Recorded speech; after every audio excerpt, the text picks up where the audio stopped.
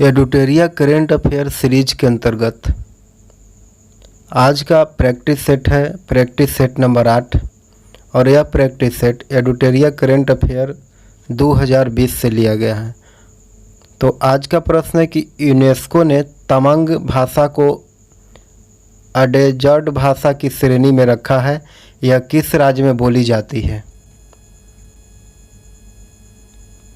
तो इसका उत्तर हो जाएगा ऑप्शन बी, अरुणाचल प्रदेश में। अगला प्रश्न है कि खेलो इंडिया यूथ गेम के चौथे संस्करण का आयोजन किस राज्य में किया जाएगा? तो इसका उत्तर हो जाएगा ऑप्शन बी, हरियाणा में। अगला प्रश्न है कि 28 जुलाई 2020 को विश्व हेपेटाइटिस दिवस यानी WHD मनाया गया और इस वर्ष हेपेटाइटिस दिवस WHD का विषय क्या था? तो हेपेटाइटिस मुक्त भविष्य। ऑप्शन ए सही उत्तर हो जाएगा। अगला है कि हाल ही में वरिष्ठ नागरिकों को सुरक्षित रखने के उद्देश्य से सुरक्षित नाना नानी दादा दादी अभियान की शुरुआत का आयोजन किया गया। किसके द्वारा किया गया यह आयोजन? तो नीति आयोग के द्वारा। ऑप्शन ए सही उत्तर हो जाएगा, नीति आयोग। अगला प्रश्न है कि हाल ही में किस राज्य ने बेरोजगार युवाओं के लिए होप पोर्टल लॉन्च किया है? इसका उत्तर हो जाएगा ऑप्शन डी, उत्तराखंड। उत्तराखंड के द्वारा होप पोर्टल लॉन्च किया गया है। और अधिक वीडियो देखने के लिए हमारे चैनल को सब्सक्राइब करें, लाइक करें, शेयर करें। हाल ही में किस राज्य केंद्र शासित प्रदेश की सरकार ने शराब की MRP पर स्पेशल कोरोना फी लगाने की घोषणा की? तो दिल्ली सरकार ने। ऑप्शन बी सही उत्तर हो जाएगा। अगला प्रश्न है कि हाल ही में चर्चा में रहा नेत्रावली वन्यजीव अभयारण्य निम्नलिखित में से किस राज्य में स्थित है? तो गोवा राज्य में। ऑप्शन ए सही उत्तर हो जाएगा। अगला प्रश्न है कि कश्मीर कवरेज के लिए निम्न में से किसे 2020 के प्रसिद्ध पुलित्जर पुरस्कार के लिए चुना गया? तो इसका उत्तर हो जाएगा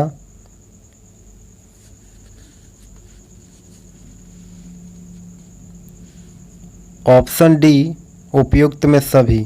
पहला में डार यासीन को और दूसरा मुख्तार खान को और तीसरा छत्री आनंद को।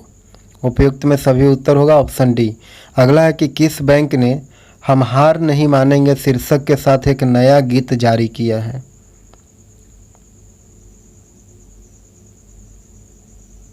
इसका उत्तर हो जाएगा HDFC बैंक ने।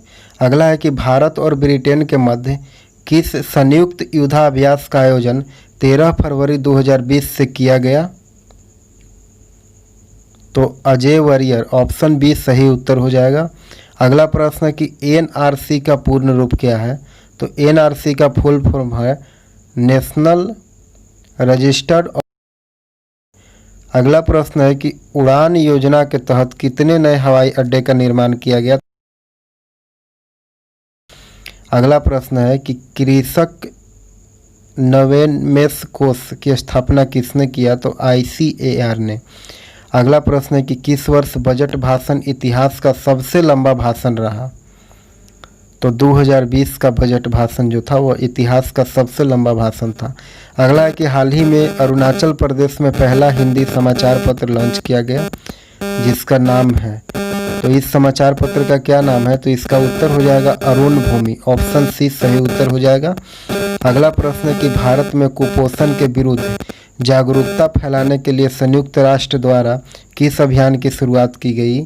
तो feed our future. Option C सही उत्तर हो जाएगा। अगला प्रश्न है कि निमोनिया के कारण बाल मृत्यु को कम करने के उद्देश्य से केंद्रीय स्वास्थ्य एवं परिवार कल्याण मंत्रालय द्वारा हाल ही में किस योजना का शुभारंभ किया गया है? तो सांस अभियान। ऑप्शन बी सही उत्तर हो जाएगा, सांस। अगला प्रश्न है कि हाल ही में किस भारतीय अभिनेता को गोल्डन ड्रैगन अवार्ड से सम्मानित किया गया? तो नवाजुद्दीन सिद्दीकी हो जाएगा। ऑप्शन डी सही उत्तर।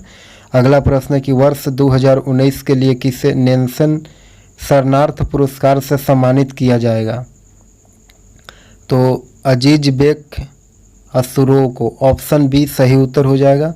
अगला प्रश्न है कि यूजीसी द्वारा विश्वविद्यालय को कब तक डिजिटलाइज करने का लक्ष्य रखा गया है? तो इसका उत्तर हो जाएगा ऑप्शन ए 2020 तक। अगला प्रश्न है कि जिनाह ऑफ पाकिस्तान पुस्तक के लेखक कौन है? तो इसका लेखक हो जाएगा स्टैनले बोलपार्ट। ऑप्शन डी सही उत्तर हो जाएगा। अगला प्रश्न है कि पहली बार किस भारतीय महिला क्रिकेटर ने 100 अंतर्राष्ट्रीय T20 मैच खेलने का रिकॉर्ड बनाया? तो इसका उत्तर हो जाएगा हरमनप्रीत कौर। आगे प्रश्न है कि 107वीं भारतीय विज्ञान कांग्रेस का आयोजन कहाँ होगा? तो बेंगलुरु में। ऑप्शन बी सही उत्तर हो जाएगा। अगला प्रश्न है कि हाल ही में केंद्र सरकार ने मिलिट्री पुलिस भर्ती में कितने प्रतिशत महिलाओं को आरक्षण देने की घोषणा की है? तो 20%। ऑप्शन बी सही उत्तर हो जाएगा। अगला प्रश्न है कि सोशल मीडिया के खिलाफ कानून बनाने वाला विश्व का पहला देश कौन बना है? तो इसका उत्तर हो जाएगा ऑप्शन बी ब्रिटेन। अगला प्रश्न है कि हाल ही में किस राज्य का फयोंग गांव देश का पहला कार्बन पॉजिटिव गांव के रूप में विकसित किया गया? तो इसका उत्तर हो जाएगा ऑप्शन बी मणिपुर। अगला प्रश्न है कि इंटरनेशनल एस्ट्रोनॉमिकली यूनिट ने किस भारतीय के नाम पर एक क्षुद्र ग्रह का नाम रखा है? तो पंडित जसराज के नाम पर। ऑप्शन बी सही उत्तर हो जाएगा। अगला प्रश्न है कि अंतर्राष्ट्रीय शांति दिवस कब मनाया जाता है? तो अंतर्राष्ट्रीय शांति दिवस 21 सितंबर को मनाया जाता है। ऑप्शन बी सही उत्तर हो जाएगा। अगला प्रश्न है कि कालेश्वरम बहुउद्देशीय लिफ्ट सिंचाई परियोजना का संबंध किस राज्य से है? तो तेलंगाना इसका उत्तर हो जाएगा ऑप्शन ए। अगला है कि हाल ही में रॉबर्ट मुगाबे का निधन हो गया, वह किस देश के पूर्व राष्ट्रपति थे? तो इसका उत्तर हो जाएगा ऑप्शन बी जिम्बाब्वे का। अगला प्रश्न है कि किस खिलाड़ी को ढींग एक्सप्रेस के नाम से जाना जाता है? तो इसका उत्तर हो जाएगा ऑप्शन डी हिमा दास को। अगला प्रश्न है कि किस राज्य यानी केंद्र शासित प्रदेश ने 2021 तक सभी सरकारी कार्यालयों को कागज रहित बनाने की घोषणा की है?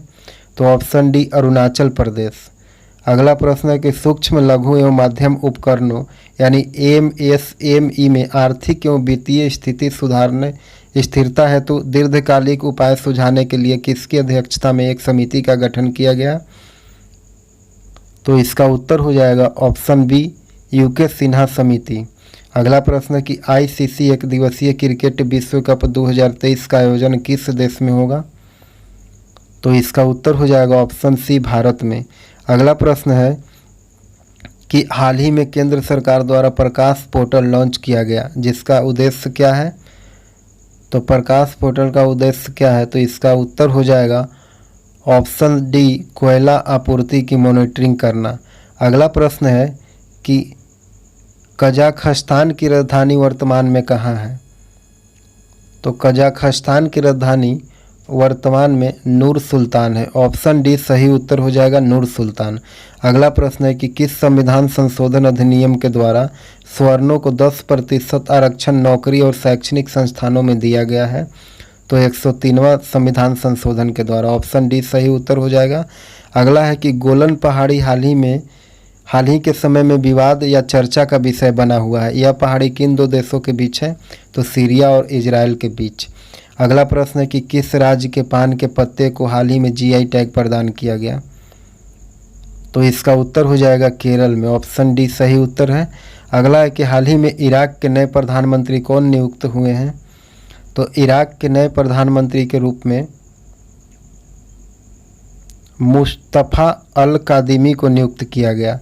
अगला प्रश्न है कि पुस्तक Vijayant at Kargil the life of Kargil hero के लेखक कौन है? तो BN थापर इसका उत्तर हो जाएगा ऑप्शन ए। अगला प्रश्न है कि किस राज्य ने देशव्यापी लॉकडाउन के दौरान अपने राज्य में फंसे अन्य राज्यों के नागरिकों के लिए एग्जिट ऐप का लॉन्च किया गया? तो पश्चिम बंगाल सरकार के द्वारा। ऑप्शन बी सही उत्तर हो जाएगा। अगला है कि किस देश में रविंद्रनाथ टैगोर के 159वीं वर्षगांठ के उपलक्ष्य में तेल अवीव सड़क का नाम बदल करके टैगोर स्ट्रीट किया गया? तो इजराइल में। ऑप्शन डी सही उत्तर हो जाएगा इजराइल। अगला प्रश्न है कि हाल ही में किस राज्य के प्रसिद्ध तेलिया रुमाल को GI टैग दिया गया है? तो तेलिया रुमाल को जीआई टैग यह किस राज्य के? तो तेलंगाना, ऑप्शन सी सही उत्तर हो जाएगा। अगला प्रश्न है कि भारत के आत्मनिर्भर बनाने के उद्देश्य से प्रधानमंत्री नरेंद्र मोदी ने आत्मनिर्भर भारत अभियान के तहत कितनी आर्थिक राहत पैकेज की घोषणा की है? तो इसका उत्तर हो जाएगा ऑप्शन बी 20 लाख करोड़। अगला है कि विश्व आर्थिक मंच द्वारा जारी एनर्जी ट्रांजिशन इंडेक्स 2020 में भारत को कौन सा स्थान प्राप्त हुआ है?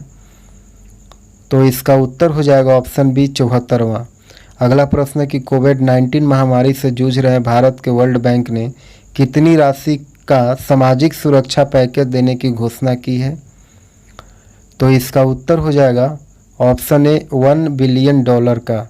अगला प्रश्न है कि विश्व का कौन सा देश है जो इस साल के अंत तक आर्कटिक जलवायु और पर्यावरण की निगरानी हेतु अपना पहला आर्कटिक एम उपग्रह लॉन्च करेगा? तो इसका उत्तर हो जाएगा ऑप्शन ए रूस। अगला प्रश्न है कि लोकसभा में किस नेता को संसद के लोक लेखा समिति यानी पीएससी का पुनः अध्यक्ष बनाया गया है? तो इसका उत्तर हो जाएगा अधीर रंजन चौधरी को। ऑप्शन सी सही उत्तर हो जाएगा। और अधिक वीडियो देखने के लिए हमारे चैनल को सब्सक्राइब करें, लाइक करें, शेयर करें।